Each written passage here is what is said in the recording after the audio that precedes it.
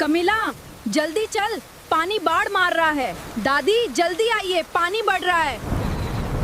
दादी, हमें जल्दी से गांव छोड़कर भागना पड़ेगा। हाँ बेटी, नहीं तो हाल बुरा हो जाएगा।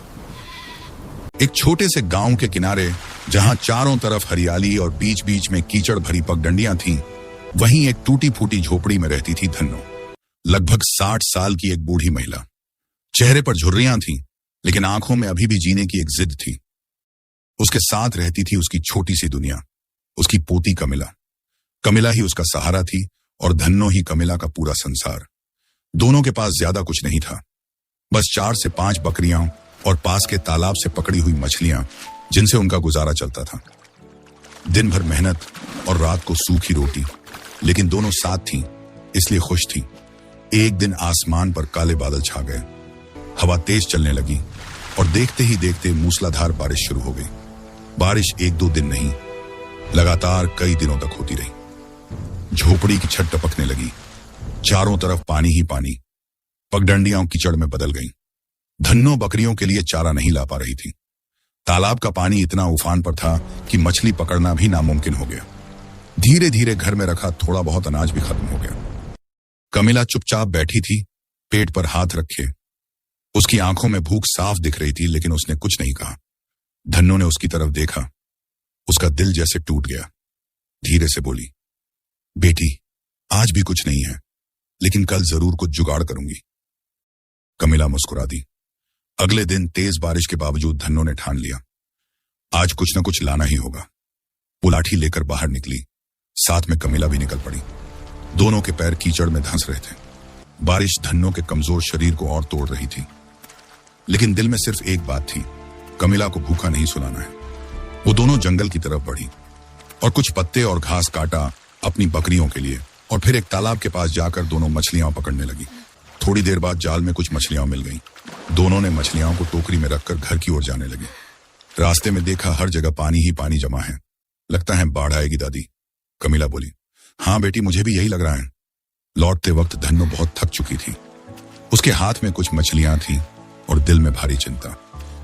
तभी रास्ते में उसे एक आदमी मिला, गांव का ही था। उसने दोनों को देखा और पूछा, अम्मा, इतनी बारिश में कहां से आ रही हो? धन्नो ने धीमी आवाज में सब बताया। अरे बाबू, इस बारिश से तो पूरा परेशान हैं हम। घर में खाने को कुछ नहीं था, तो यही तालाब से मछली पकड़ कर ला रहे हैं। वो आदमी कुछ देर चुप रहा और बोला, अच्छा दादी। फिर अपने थैले से थोड़ा सा चावल और आटा निकालकर धन्नो को दे दिया। दादी, मछली के साथ चावल बनाकर खा लेना। धन्नो के हाथ कांपने लगे। धन्यवाद बेटा। आंखों से आंसू बहने लगे। भगवान तुम्हारा भला करे बेटा।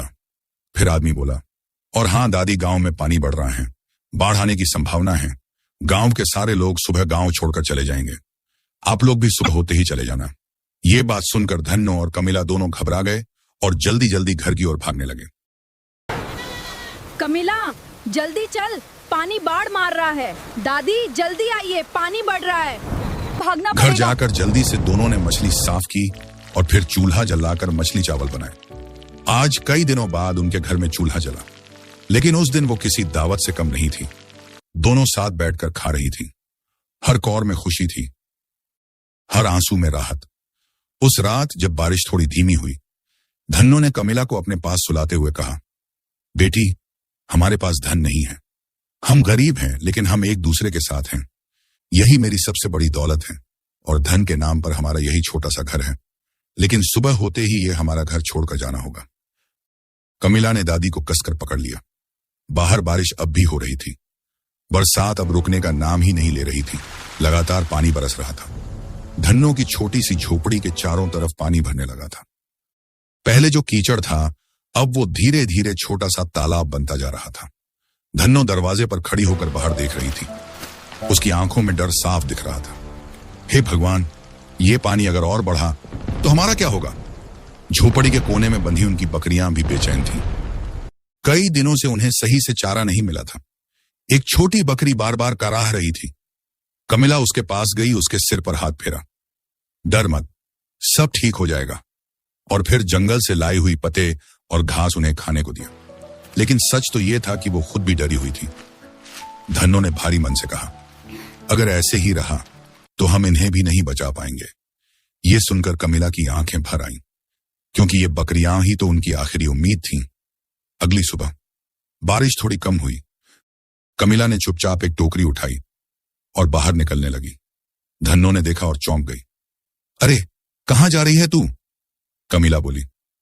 दादी, मैं थोड़ी लकड़ी और कुछ खाने का इंतजाम करके आती हूं, आप चिंता मत करो। धन्नो ने उसे रोकने की कोशिश की।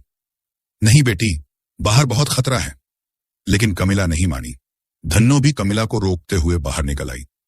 तभी दोनों ने बाहर का नजारा देखा। बाहर का नजारा डरावना था।